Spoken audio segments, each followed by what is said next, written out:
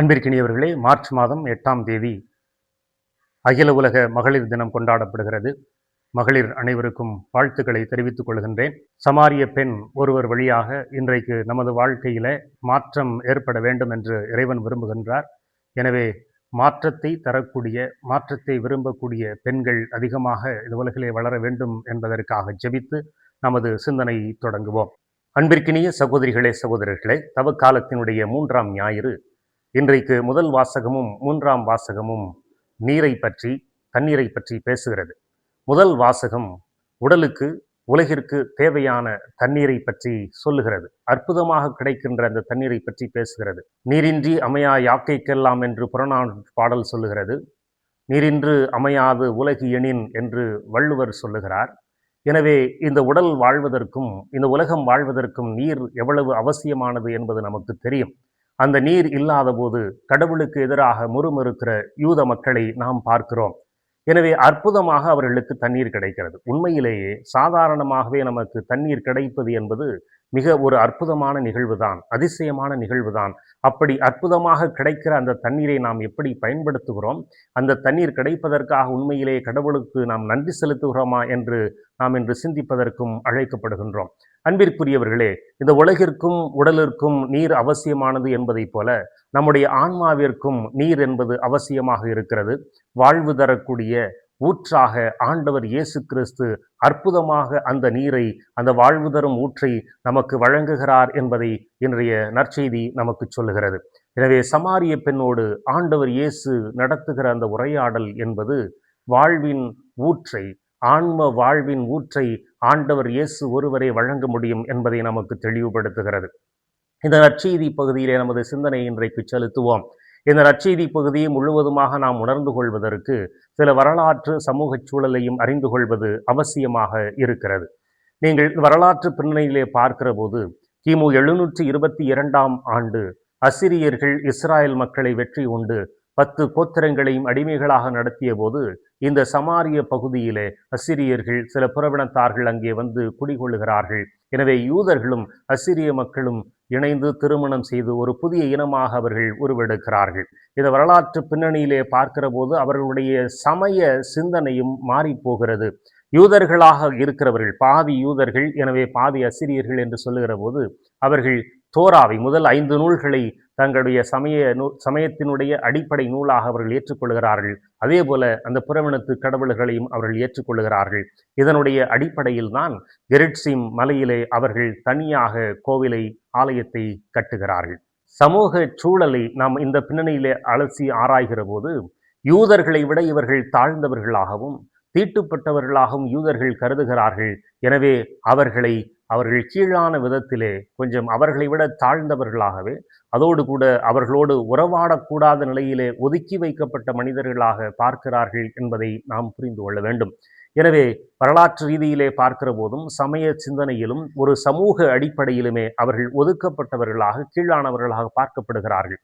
புவியியல் அடிப்படையிலே இந்த சமாரிய பகுதி எங்கே இருக்கிறது என்பதை நாம் பார்த்தோம் என்றால், வடக்கே மேலே கலிலேயாவும் தெற்கே யூதேயாவும் இருக்கிறது. எனவே கலிலேயாவுக்கும் யூதாவுக்கும் நடந்து செல்கிற ஒரு பாதை என்பது சமாரியாவை கடந்துதான் செல்ல வேண்டும்.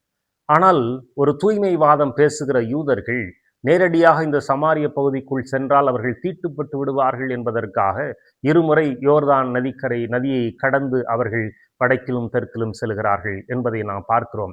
எனவே இப்படி தங்களை தீட்டுப்பட்டவர்களாக கருதுவதனுடைய அடிப்படையில் தான் பல சமயங்களிலே யூதர்கள், அவசரமாக செல்ல வேண்டிய யூதர்களை கூட சமாரிய பகுதிக்குள் அவர்கள் அனுமதிப்பது இல்லை என்பதை பார்க்கிறோம். எனவே ஒரு பகைமையும் ஒரு வெறுப்பும் யூதர்களுக்கும் சமாரியர்களுக்கும் இருக்கிறது. ஒரு விதத்தில் பார்க்க போனால் நாம் எல்லோரும் சமாரியர்கள் தான், நாம் யூதர்கள் இல்லை. ஏதோ ஒரு விதத்தில் நாம் யாரை வழிபடுகிறோம் என்று தெரியாமல், இயேசு சமாரியர்களுக்கு சொல்வதைப் போல, நீங்கள் யாரை வழிபடுகிறீர்கள் என்று தெரியாமல் வழிபட்டு கொண்டிருந்த மக்களாக இருந்தோம்.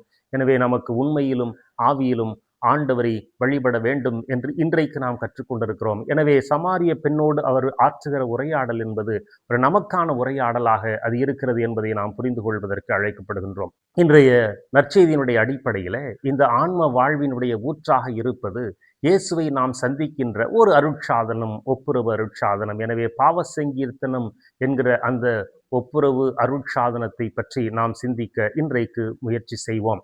அன்பிற்குரியவர்களே, ஒரு 7 நிலைகளிலே இந்த நற்செய்தி பகுதியை நாம் ஆய்ந்து பார்க்கலாம். முதலாவதாக, நாம் தனித்து விடப்பட்டிருக்கிற ஒரு நிலையிலே அந்த சமாரிய பெண் இருக்கிறார். அவருக்கு பெயர் இல்லை. எனவே அந்த பெயரில்லாத அந்த பெண்ணோடு, அந்த கதாபாத்திரத்தோடு நாம் ஒவ்வொருவரும் நம்மை பொருத்தி பார்க்கலாம். நாம் ஒவ்வொருவரும் கூட அந்த பெண்ணை போல பல்வேறு நிலைகளிலே, பல்வேறு வகைகளிலே நாம் தனித்து விடப்பட்டவர்களாக, அல்லது சமூகத்திலிருந்து ஒதுக்கி வைக்கப்பட்டவர்களாக, அல்லது நாமே சமூகத்திலிருந்து ஒதுங்கி கொண்டவர்களாக கூட இருக்கலாம். பல்வேறு காரணங்கள் அதற்கு இருக்கலாம். ஒரு சமூக காரணம் இருக்கலாம், அல்லது நாம் செய்திருக்கிற தவறான செயல்முறைகளாக இருக்கலாம். ஏதோ ஒன்றிற்காக நாம் இப்படி ஒரு குற்ற உணர்ச்சி மேலிட இருக்கலாம். அதுதான் அந்த சமாரிய பெண்ணிடம் இருந்தது. அவர் சமாரியர்களே ஏற்கனவே அவர்கள் ஒடுக்கி வைக்கப்பட்ட அல்லது மதிக்கப்படாத மக்களாக இருந்தார்கள் என்றாலும், அவர்களிலும் இந்த சமாரிய பெண் என்பவர் தன்னை தன்னை தனித்து வைத்துக் கொள்கிற ஒரு பெண்ணாக இருக்கிறார். ஏனென்றால் தண்ணீர் எடுக்க செல்வது என்பது கூட்டு முயற்சி. எல்லோரும் சேர்ந்துதான் செல்லுவார்கள். குறைந்தது 2, 3 பேராவது சேர்ந்துதான் தண்ணீர் எடுக்க செல்லுவார்கள். ஆனால் இந்த பெண் நண்பகலிலே, யாரும் செல்லாத அந்த நேரத்திலே, யாரையும் பார்க்க விரும்பாமல், யாரோடும் உறவு கொள்ள விரும்பாமல் தனித்து வந்து செல்லுகிற ஒரு பழக்கம் அவருக்கு இருக்கிறது என்றால், எந்த அளவிற்கு அவர் குற்ற உணர்ச்சி மேலிட அவர் இருந்திருக்கிறார். இந்த சமூகத்தின் மீது அவர் வெறுப்பு கொண்டவராக இருக்கிறார். தன் மீதே அவர் வெறுப்பு கொண்டவராக, தான் செய்த செயல்கள் மீது அவருக்கே ஒரு அருவருப்பு இருப்பதைப் போல நமக்கு தெரிகிறது. அந்த நிலையிலே ஒருவேளை நாம் இருக்கலாம். நாம் செய்திருக்கிற குற்றங்கள், நாம் செய்திருக்கிற பாவங்கள், அல்லது நாம் மற்றவர்களுக்கு எதிராக செய்தது, அல்லது இந்த சமூகம் நம்மை ஒதுக்கி வைத்திருக்கிறது, அல்லது தீட்டுப்பட்டவர்கள் என்று சொல்லுவது என்று பல்வேறு நிலைகளிலே நாமும் அந்த சமாரியை பெண்ணை போல உணர்ந்தோம் என்றால், ஆண்டவர் இரண்டாவதாக காத்து கொண்டிருக்கிறார் என்பதை உணர்ந்து கொள்ள அழைக்கப்படுகிறோம். சந்திப்பதற்காக இயேசு காத்து கொண்டிருக்கிறார். கிணற்று அருகிலே ஆண்டவர் இயேசு அமர்ந்தார் என்பதை பார்க்கிறோம். நமக்காக காத்து கொண்டிருக்கிற, நம்மை எதிர்பார்த்து கொண்டிருக்கிற ஆண்டவர் இயேசு அங்கே இருக்கிறார். ஒப்புரவு அருட்சாதனத்திலே குருவானவர் இயேசு கிறிஸ்துவினுடைய பிரதிநிதியாக அங்கே காத்து கொண்டிருப்பதை நாம் அதோடு ஒப்புமைப்படுத்தி பார்க்க முடியும். இந்த சந்திப்பு எதிர்பாராமல் நிகழலாம். அந்த எதிர்பாராத சந்திப்பு தான் ஒரு மனிதருடைய வாழ்க்கையை முழுவதுமாக மாற்றும் என்பதை நாம் உணர்ந்து கொள்ள வேண்டும். இயேசு காத்திருக்கிறார். சந்திப்பதற்கு நாம் தயாராக இருக்கிறோமா? எந்த நேரத்தில், எப்படிப்பட்ட சூழலில் சென்றாலும் ஆண்டவர் இயேசு நமக்காக, நம்மோடு உரையாடுவதற்காக தயாராக இருக்கிறார். இந்த சந்திப்பு என்பது மிகவும் அவசியமானது என்பதை உணர்ந்து கொள்ள வேண்டும். மூன்றாவதாக, ஒரு திறந்த மனதோடு அந்த சமாரிய பெண் பேசுகிறார். ஒப்புரவு அருட்சாதனத்தில் நாம் பங்கேற்கிற போது மிகவும் திறந்த மனதோடு, உண்மை உள்ளவர்களாக ஆண்டவரிடத்திலே பேசுவதற்கு நாம் தயாராக இருக்கிறோமா என்று சிந்தித்து பார்ப்பதற்கு அழைக்கப்படுகின்றோம். அன்பிற்குரியவர்களே, இந்த சமாரிய பெண் மிகவும் நேர்மையாக பேசுகிறார். அவர் யாரிடம் பேசுகிறார் என்பதை முதலிலே தெரியாமல் அவர் பேசினாலும் கூட, அவர் திறந்த மனதோடு ஆண்டவர் இயேசு சொல்வதையெல்லாம் அவர் மிகுந்த மகிழ்ச்சியோடு ஏற்றுக்கொள்கிறார்.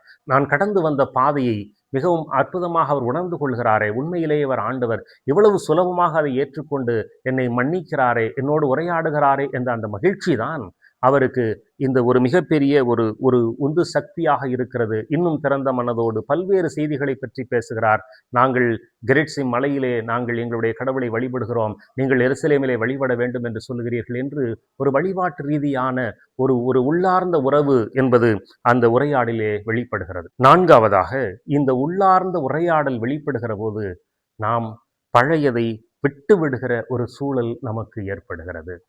ஆண்டவரோடு உள்ள நெருக்கம், ஆண்டவர் நம்மை மன்னிக்கிறார் இந்த சந்திப்பின் வழியாக என்கிற அந்த எண்ணம் நமக்கு பழையதை விட்டு விடுவதற்கான ஒரு உற்சாகத்தை நமக்கு கொடுக்கிறது. சமாரிய பெண் தான் தண்ணீர் மொள்வதற்காக கொண்டு வந்த அந்த குடத்தை அங்கேயே விட்டு செல்லுகிறார் என்று பார்க்கிறோம்.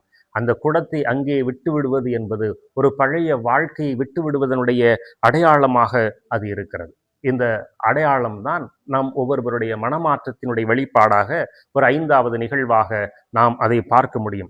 எப்படி இந்த மனமாற்றம் சமாரிய பெண்ணிடம் வெளிப்பட்டது என்று சொன்னால், அவள் ஊருக்குள் செல்கிறார். யாரை பார்க்க வேண்டாம் என்று நண்பகலிலே வெளியே வந்தாரோ, யாரிடம் உறவு கொள்ளக்கூடாது என்கிற ஒரு நிலையிலிருந்து அவள் மாறி இயேசுவை சந்தித்ததற்கு பிறகு ஒரு மகிழ்ச்சி நிறைந்த உள்ளத்தோடு அவர் ஊருக்குள்ளே சென்று யாரை சந்திக்கக்கூடாது என்று நினைத்தாரோ அத்துணை மக்களோடும் உரையாடி பேசி அவர்களை அழைத்து வருகிறார். அதுதான் 6வது நிகழ்வு. ஒரு மகிழ்ச்சியோடு பழையதை விட்டுவிட்டு நான் மகிழ்ச்சியோடு செல்வது மட்டுமல்ல, நான் ஒரு நற்செய்தியினுடைய தூதராக, நான் அனுபவித்ததை மற்றவர்களோடு பகிர்ந்து கொள்கிற ஒரு மனப்பான்மையை இந்த சமாரிய பெண்ணிடம் பார்க்கிறோம். அவர் அந்த ஊர் மக்களை அழைத்து வருகிற ஒரு நற்செய்தி ஊழியராக அவர் மாறுகிறார்.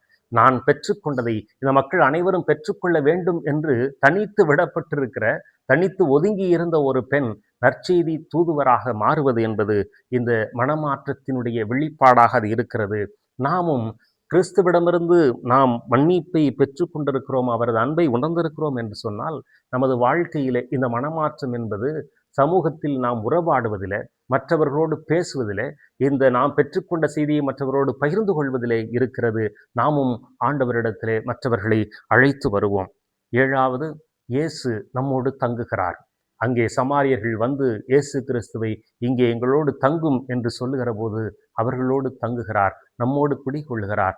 ஆண்டவரிடமிருந்து பெற்றுக்கொள்கிற அந்த ஒப்புரவு அருட்சாதனத்திலே அவர் கொடுக்கிற அருள் அமைதி என்பது ஆண்டவர் நம்மோடு தங்குவதாக இருக்கிறது. நாம் அழைத்து வருகிற நபர்கள் கூட நம்மை போல அவர்களும் அமைதியை பெற்றுக்கொள்வார்கள் என்கிற நம்பிக்கையை நமக்கு கொடுக்கிறது. சமாரிய பெண் அழைத்து வந்த அந்த அனைத்து சமாரியர்களும் சொல்லுகிறார்கள், நீர் சொன்னீர் என்பதற்காக நாங்கள் நம்பவில்லை, நாங்களே அதை கேட்டோம், நாங்கள் அறிந்து கொண்டோம், அவரை நம்புகிறோம் என்று சொல்லுகிறார்கள். எனவே அன்பிற்குரிய சகோதரிகளே, சகோதரர்களே, இந்த தவக்கால தயாரிப்பில் நம் ஒவ்வொருவருக்கும் இன்றைக்கு விடுக்கப்படுகிற அழைப்பு என்பது இந்த ஒப்புரவு அருட்சாதனத்திலே நாம் எவ்வளவு தூரத்திற்கு உண்மையாக பங்கெடுக்கிறோம் என்பதை பற்றி நாம் சிந்தித்து பார்ப்போம். நாம் தனித்து விடப்பட்டிருந்தால், குற்ற உணர்ச்சி மேலிட இருந்தால் அப்படியே தயவு செய்து இருக்க வேண்டாம். ஆண்டவரை சந்திப்பதற்கு தயாராக இருப்போம். ஏனெனில் ஆண்டவர் நமக்காக காத்து கொண்டிருக்கிறார், நம்மோடு பேசுவதற்கு, உரையாடுவதற்கு காத்து கொண்டிருக்கிறார். அப்படி உரையாடுகிற ஆண்டவரிடத்திலே நாம் திறந்த மனதோடு அந்த சமாரிய பெண்ணோடு உள்ளத்தில் உள்ளதை ஒன்றும் மறைக்காமல் நாம் பேசுவோம். ஏனென்றால் எல்லா சூழலையும் எல்லாவற்றையும் ஆண்டவர் புரிந்து கொள்வதற்கு தயாராக இருக்கிறார், மன்னிப்பதற்கு தயாராக இருக்கிறார், ஏற்றுக்கொள்வதற்கு தயாராக இருக்கிறார். அந்த ஆண்டவருடைய மன்னிப்பை பெற்று மனமாற்றம் பெற்றவர்களாக, மகிழ்ச்சி நிறைந்தவர்களாக, பழையதை விட்டுவிட்டு நாமே நற்செய்தியினுடைய தூதர்களாக, நாம் பெற்றுக்கொண்ட மகிழ்ச்சியை, நாம் பெற்றுக்கொண்ட மன்னிப்பை, நாம் பெற்றுக்கொண்ட இரக்கத்தை மற்றவர்களோடு நாம் பகிர்ந்து கொண்டோம் என்று சொன்னால், நாமும் ஆண்டவருடைய உரையாடலின் வழியாக ஒப்புரவு அருட்சாதனத்திலே மகிழ்ச்சியை பெற்றவர்களாக இருப்போம். மற்றவர்களும் அந்த நிகழ்ச்சியை, அந்த ஒப்புரவு அருட்சாதனத்திலே பங்கேற்று மனநிறைவை பெற்றுக்கொள்ளக்கூடிய உண்மையான தூதர்களாக இருப்போம். இன்றைய வழிபாடு நம் ஒவ்வொருவரையும் அந்த பாதைக்கு அழைத்து செல்லட்டும்.